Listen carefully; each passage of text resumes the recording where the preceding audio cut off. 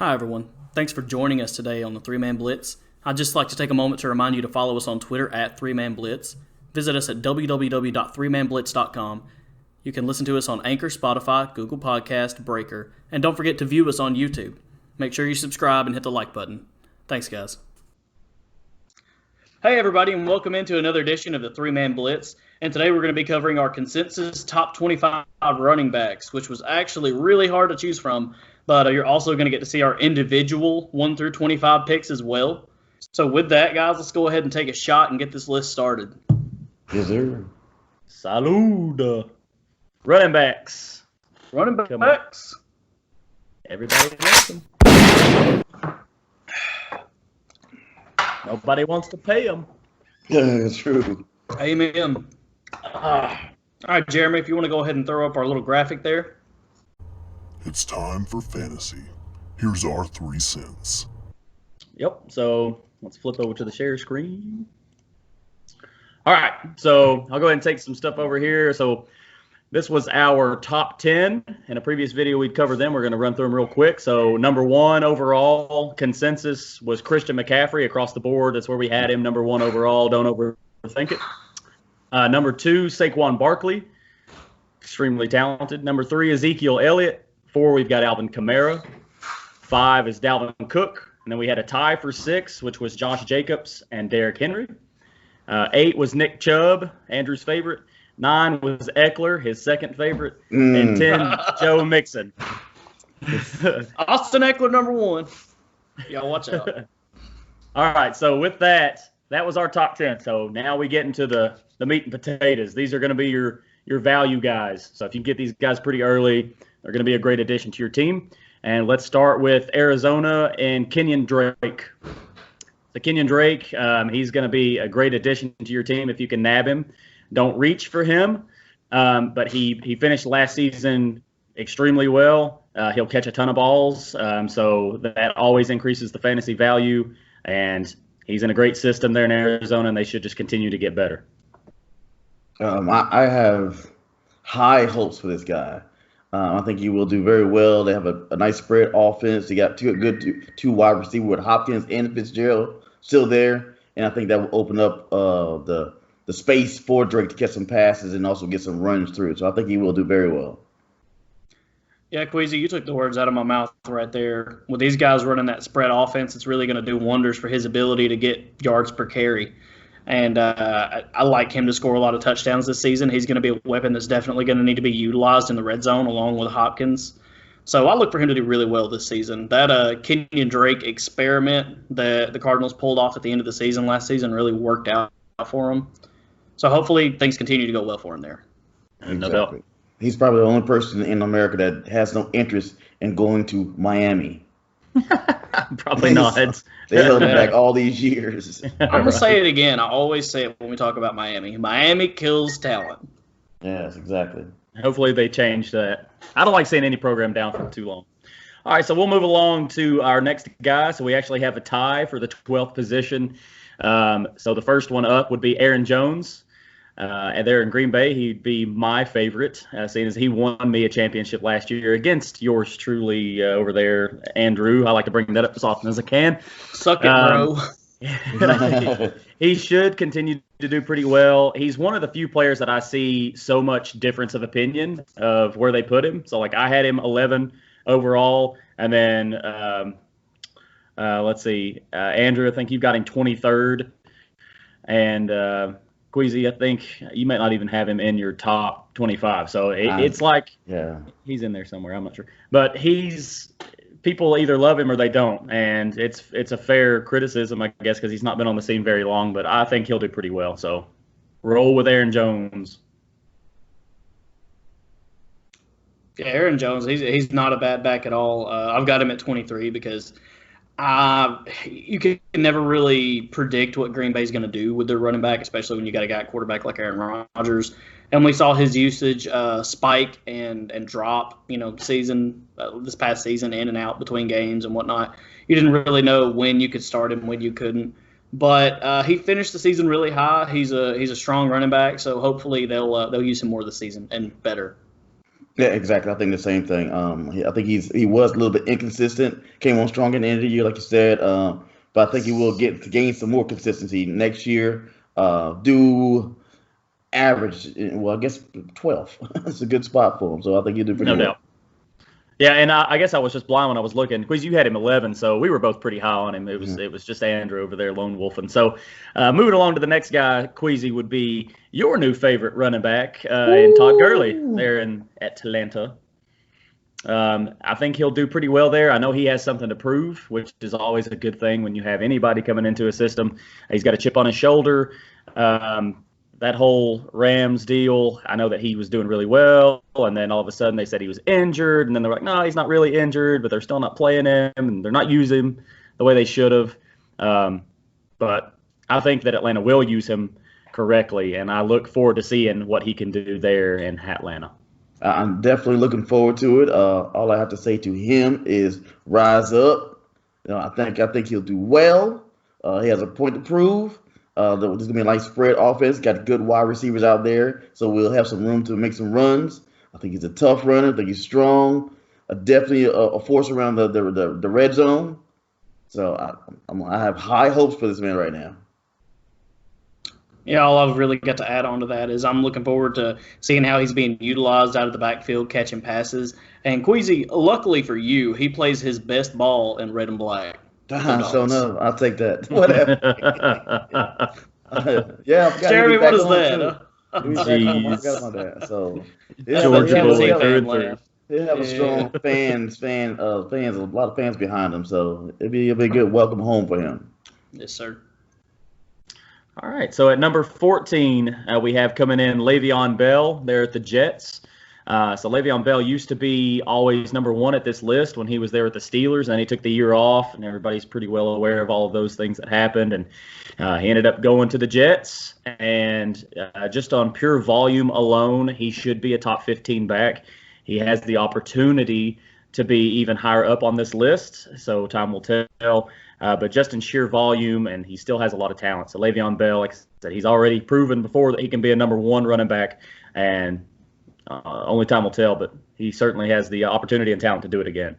Yeah, this is definitely the year to try to prove himself that he's still worthy of that money. He had a rough year or so this is his time to prove himself. This is his chance. After this, they're going to try to get rid of him, or he's going to be out the league in some kind of way.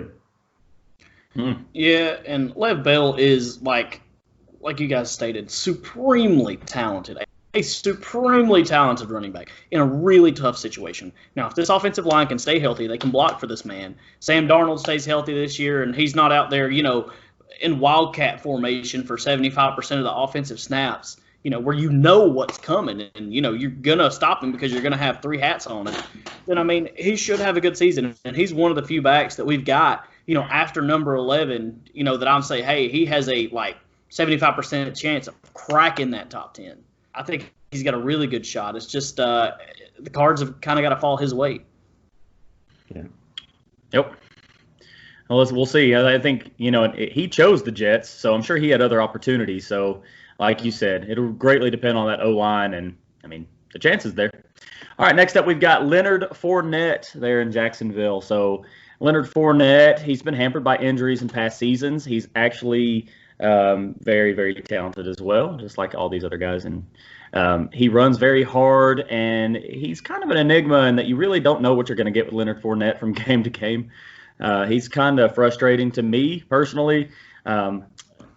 I don't usually like to have him on my team because I like consistency when it comes to fantasy, but you can't doubt what he has going on, and Jacksonville should be a decent team this year, and if he can stay healthy, he's another guy that can really crack up there. But we've got him consensus 15.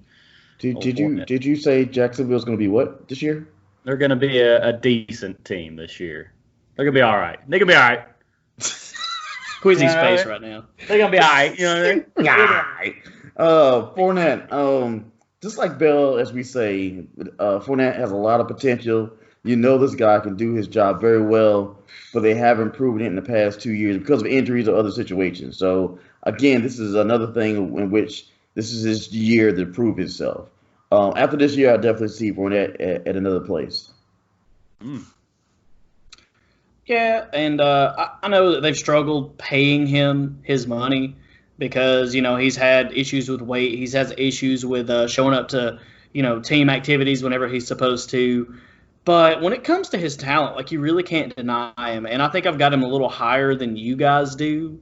You guys have got him sitting at 17. I've got him at number 13. And I know that I did not look forward to playing against fantasy teams last season that had Leonard Fournette for their starting running back because he's one of those guys, he can just blow up at any minute. And, like, I don't know. I think he's a little more consistent this season. Maybe he's grown up some, and hopefully we can see that in his fantasy production. We shall see. Yep. I think one of the things with Fournette, just real quick, is that he's one of these true running backs. So he can catch, but most of the time he needs a lot of carries to get going. Exactly. And Jacksonville, yeah. So when they fall behind and they're having to throw a bunch, it kind of takes him out of relevance. Next up, we have Miles Sanders there in Philly. So I really like Miles Sanders. We've got him 16. Mm-hmm. He's young. He's very talented.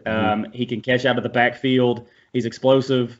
I think you'll see as the years go on that he'll continue to climb on this list as other guys retire or just get traded into bad situations or become irrelevant. So I like Miles Sanders a lot for here and in the future. So if you got Dynasty, if he's not already scooped up, he probably is, but Miles Sanders is a good pick. Yeah, I see a lot of things in the future good for Miles Sanders, and this might be that year for him to break out. I've seen that potential in him, and Philadelphia's a decent team to be for the running backs, so I think he will do very well this year for the Eagles.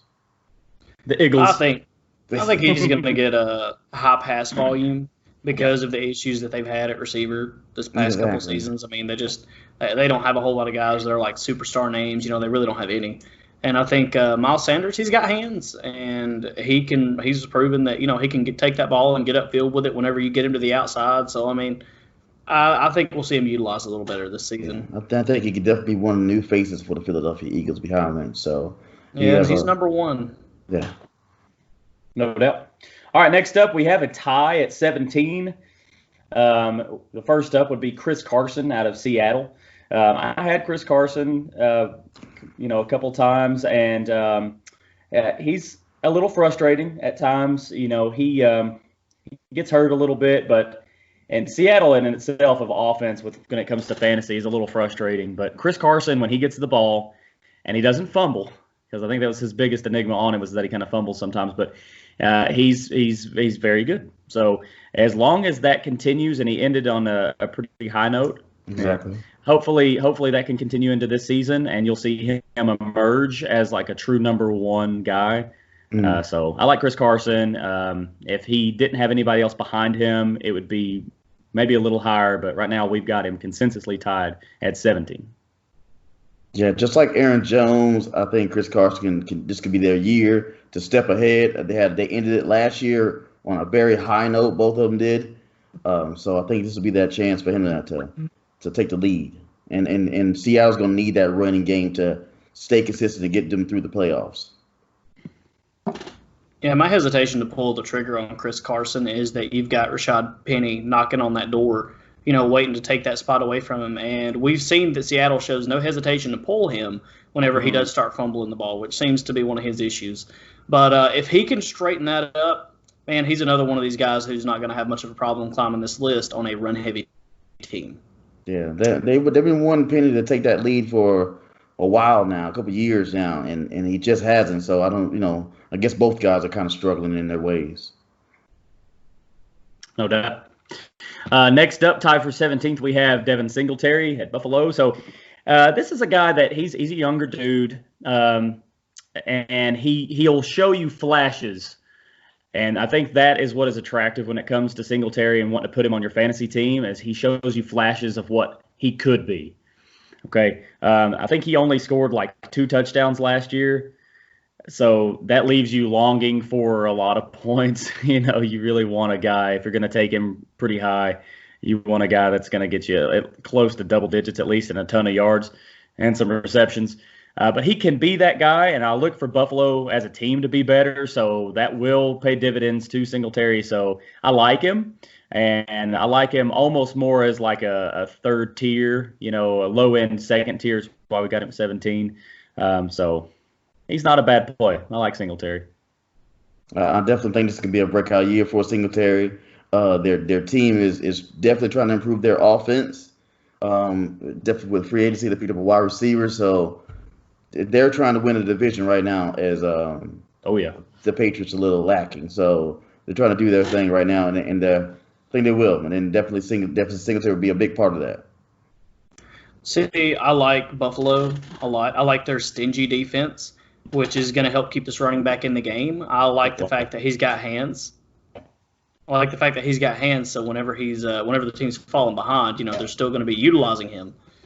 And I think that there's a lot of potential for Devin Singletary to grow into that RB1 role this year. He's not got Frank Gore there taking snaps from him. And I look for him to really climb up this chart this year. But I definitely wouldn't have any problem drafting him and locking him into my RB2 spot nearly every week. No doubt. Yeah. All right, so next up we've got the number 19 back, which we have as Mark Ingram, the third there in Baltimore. He's aging a little bit. He's getting long in the tooth, as some would say, but he's still productive. He's still fantastic. He shows a real good repertoire with Lamar Jackson. They seem to be real good friends, which does help with chemistry, and he still runs really well. It doesn't show signs of aging, so he does have J.K. Dobbins looking behind, looking ahead at him. But for now, Mark Ingram seems to be a pretty good bet, but J.K. Dobbins is going to steal some of those touches. I like the situation better than last year with J.K. Dobbins and Mark Ingram. I think it'll be as it was when he was with the Saints with Kamara. I think it'll be that kind of dynamic again, where you don't have to wear him out, or you can spread it out again. So I see big things coming out of Baltimore right now, and his numbers to be improved. Yeah, same situation though with Chris Carson. I think the reason we've got Mark Ingram so low on this list, which honestly I feel like, looking at his production from last season, he should be higher. But with J.K. Dobbins knocking on that door, waiting to take that number one spot from the old man Ingram, this and that, it's going to make us scratch our heads a little bit at this one. But the sheer amount of rushing volume coming out of this Ravens team is a reason we had to have this guy up on our list, though. No doubt. He's good. Yeah, he's very good. Number 20, we have Melvin Gordon with his new team. So Melvin Gordon is another guy I mentioned kind of earlier where people are high or low on him. I think Melvin Gordon will bust into the scene there in Denver and play pretty well. He is another guy that has a chip on his shoulder, and I always like that added little motivation when it comes to fantasy because you feel like he's going to give you some extra effort. So I like Melvin Gordon. I like him at the 20 spot, rounding it out there. Melvin Gordon, I just don't like the team. I did like him last year, but with him holding out, he just never got a chance to show all that he has. So again, he definitely has something to prove this year with Denver. I'm not big on the team, but maybe he can show and prove something.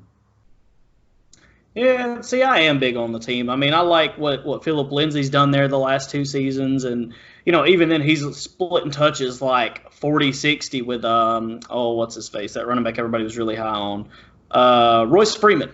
Freeman, yeah. I can't believe I forgot who he was. I took him last season. But, I mean, Melvin Gordon, I think he'll have a lot of success here. I think Denver's trying to change their look, trying to go for more of a high-flying, air-it-out type offense. And Melvin Gordon should benefit from that, spreading the defense out a little bit.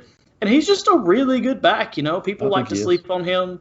But I think he'll have a pretty good season, no doubt. I hope so. All right, moving on to number 21. Our last five in the top 25, we have Raheem Mostert there in San Fran. And, it could have been Coleman. It could have been anybody else. Honestly, I like the way he finished the season. And it's kind of a gamble, honestly. But San Fran, what you get and what you saw last year is their running game, the system they've implemented is fantastic. They were tearing teams apart. And Mostert and Coleman, but more so Mostert, flourished in the system. And I believe they'll roll with him again. And you can take him, more to your third running back, and you can get him probably pretty late in rounds as well. Moser had a great end of the year, of course, dynamic end of the year. But of course, next year he will have somebody trying to eat behind him with Coleman. So I think that will knock down his numbers. But and Tevin Coleman's no joke. He had injuries. He came from Atlanta from the Falcons. So I think it'll be definitely a battle to see who'll be number one. Yeah, and I was really tempted to take Tevin Coleman over Raheem Mostert, and I started looking at some stats, and like the last 4 games of the season, Tevin Coleman only averaged, what was it, like 2.1 yards per carry or something like that. It wasn't very good. Raheem Mostert was flourishing in this system. Now, that's not – I know Tevin Coleman was dealing with injury last season, this and that, but that's not to say that Tevin Coleman will not come back and take this starting spot, because he may. So Jeremy's right. We've got him at 21 because of San Francisco's rushing volume, but he is a risky pick. So don't reach for him too early. No. All right, so number 22, probably one of the biggest wild cards, is our first rookie in Clyde Edwards-Helaire, Kansas City's first-round draft pick. So I'm pretty high on Clyde Edwards-Helaire. He's getting a lot of good comps to other fantastic running backs, namely because of Andy Reid, Brian Westbrook. And Brian Westbrook was a perennial number 1 or top 5, if you will, fantasy running back. So you know what their offense has. They've got weapons everywhere. If he gets the touches, he can also catch. He should be a fantastic addition to that high-powered offense, which should pay dividends in his fantasy. So I'm not too big on him right now. Of course, with him being a rookie, and there was a Damian Williams still ahead of him right now. But Kansas City is high-powered. They do share the ball, so I definitely will. He will have a chance to show his talent. Yeah, I really like his situation in this Kansas City offense, and that was one of the reasons that I had him ranked. I almost thought about not ranking him in my top 25, but the running back for the Kansas City offense, it's hard not to rank even if he's a rookie coming in. But we remember what what's his face, Kareem Hunt did back in the day with Kansas City, and we haven't seen a back of that caliber at Kansas City since. And I think Clyde Edwards-Helaire can definitely be that next guy, but he's got a lot to prove. He does, and we'll see. I can't wait to watch. The next person we have on the list is David Johnson. He's actually tied for 23rd. David Johnson, the new addition to the Houston Texans.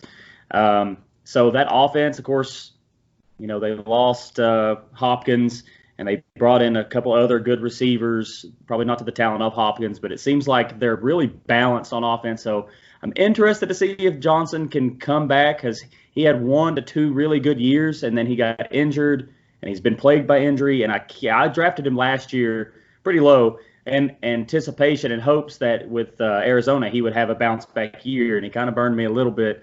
But we'll see with a new team. It might breathe new life into him, and he's a good running back if he's healthy. It's too injury prone, a bad team situation, a great quarterback.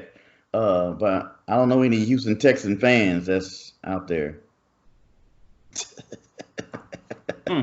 but hopefully we'll have a bounce back year. I think he deserves that. But I just don't have high hopes on him right now. Yeah, so what I have on David Johnson – oh, hold on a second. Let me cover this up. What I have on David Johnson is I think this could be a comeback year for him. He's got a good quarterback. He's, in a system that has a lot of potential to use him to where he could actually end up – I know this is going to sound insane, but he could end up being one of the top receivers on the team. We know he's got hands. We saw that in 2016. And if he can stay healthy and – I don't know, just play 16 games this season, then I think we're looking at a completely different David Johnson than what we've seen in the past. And I think I've got him as one of my sleepers. He's one of the few dudes on this list I'm looking at. I'm like, okay, you've got a lot of potential. There's going to be a lot of volume here for you to move up this list. So hopefully we'll see that out of him. But as you can see, I'm not much higher on him than our consensus. I've got him at 24. So I'm hopeful. Yeah. Yep. Time will tell on him. The next guy we have up was tied for 23rd with David Johnson is James Conner there at the Steelers. So the biggest thing that has him with hopeful fantasy realm would be the return of Ben Roethlisberger. So if Roethlisberger comes back and he's that fantastic Pro Bowl type quarterback, it will help Conner just relieve some of the pressure and let him run and not try to carry a bad team, which is what they ended up being without Roethlisberger. So they really need to start trying to figure that out because he's pretty close to retirement, and Connor needs the help on the other side with throwing the ball. So, but we'll see. And I like Connor this year. He could be more of a number 2 type running back this year.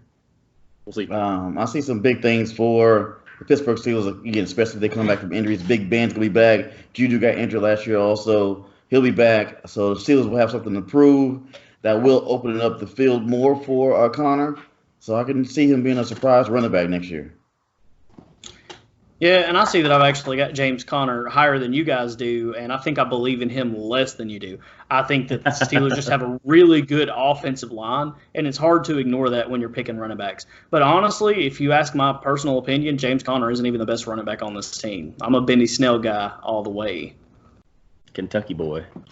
All right, Head. To round out our list, coming in at 25 is another rookie, Jonathan Taylor, there with the Colts. So a lot of people may say, well, what about Marlon Mack? And Marlon Mack, I like him a lot, but I think Jonathan Taylor is more talented. And I think you'll end up seeing that throughout the year. If Jonathan Taylor were to start day one, he could be much higher on the list. I don't think he will. I think he'll earn playing time throughout the year. But you'll see him do better and better. And he might be a sneaky guy to take and be able to play in championships down the road. I still have high hopes on Marlon Mack. Again, as long as he can stay away from injuries, which he showed last year, the talent that he has. But it's just Taylor's a great security blanket for them. So if anything does happen to Marlon Mack, Taylor will definitely step in and do well. Yeah, and I think the reason Jonathan Taylor is actually so low on this list, I really like his talent and how tough of a runner he is. But the fact that he's got Marlon Mack there in his way, as Queasy said, like he may not start the season as the starting running back. It may be something that he works into, or he may never be the starting running back at all. Marlon Mack may finally have a fire under his butt and say, "Oh crap, I better start running this ball." Yeah, that'd be good. We'll see. But either one of these guys would probably be a sneaky late pick if you could grab them for sure. Sure. No doubt. And that will round out our top 25. If you guys have any questions, comments, be sure to leave them. Hit us up on Twitter. And as always, go for 3. Go for 3. Go for 3, baby.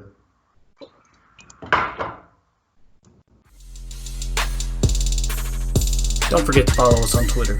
Queasy at RastaLion1131, Jeremy at CheckerboardJ, and me at Jedi Quarterback.